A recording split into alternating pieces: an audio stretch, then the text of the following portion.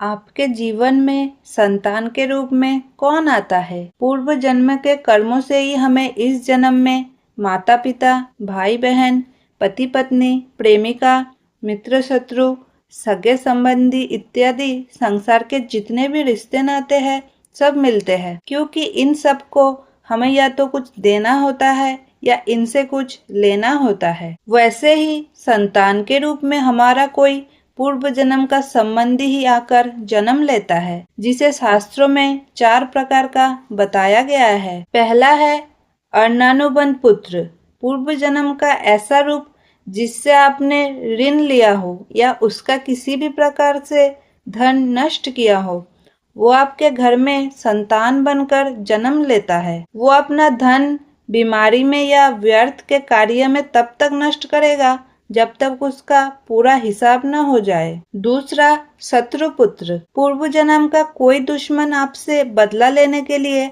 आपके घर में संतान बनकर आएगा। बड़ा होने पर वो माता पिता से मारपीट झगड़ा करेगा या उन्हें सारी जिंदगी किसी न किसी प्रकार से सताता ही रहेगा। वह हमेशा कड़वा बोलकर उनकी बेइज्जती करेगा और उन्हें कष्ट देकर ही खुश रहेगा। तीसरा, उदासीन पुत्र, इस प्रकार की संतान ना तो माता पिता की सेवा करती है, ना ही कोई सुख देती है। वो उन्हें उनके हाल पर मरने के लिए छोड़ देता है। विवाह होने पर ये माता पिता से अलग हो जाते हैं और उनकी चिंता भी नहीं करते हैं। चौथा, सेवक पुत्र, पूर्व जन्म में अगर आपने किसी की कुछ सेवा की है तो वो आपकी की हुई सेवा का ऋण उतारने के लिए, आपकी सेवा करने के लिए पुत्र बनकर आता है। जो बोया वही तो काटोगे। यदि आपने माता पिता की सेवा की है तो ही आपकी संतान बुढ़ापे में आपकी सेवा करेगी, वरना कोई पानी पिलाने वाला भी पास नहीं होगा। आप ये ना समझे कि ये सब बातें बस मनुष्य पर ही लागू होती है। इन 4 प्रकार में कोई भी जीव आ सकता है। यदि आपने किसी गाय की निस्वार्थ भाव से सेवा की है तो वो भी पुत्र या पुत्री बनकर आ सकती है।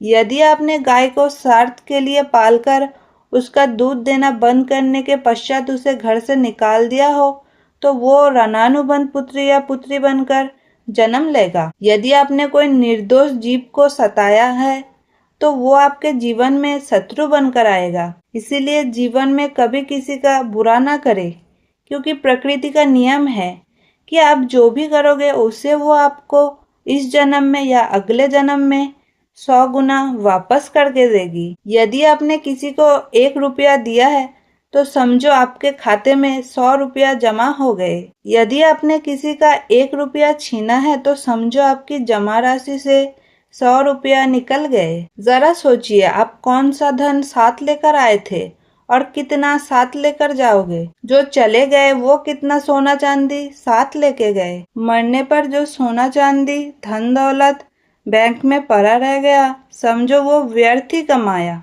औलाद अगर अच्छी और लायक है तो उसके लिए कुछ भी छोड़कर जाने की जरूरत नहीं है, वो खुद ही कमा लेगा। और औलाद अगर बिगड़ा या नालायक है तो उसके लिए जितना भी धन छोड़कर जाओ वो चंद दिनों में सब बर्बाद करके ही जान लेगा। मैं, मेरा, तेरा और सारा धन यही का यही धरा रह जाएगा, कुछ भी साथ नहीं जाएगा। साथ यदि कुछ जाएगा भी तो अच्छे बुरे कर्म ही साथ जाएगा। इसीलिए जितना हो सके नेकी करो, सत्कर्म करो। अगर आपको मेरी वीडियो अच्छी लगी है तो वीडियो को एक लाइक जरूर कर दीजिएगा।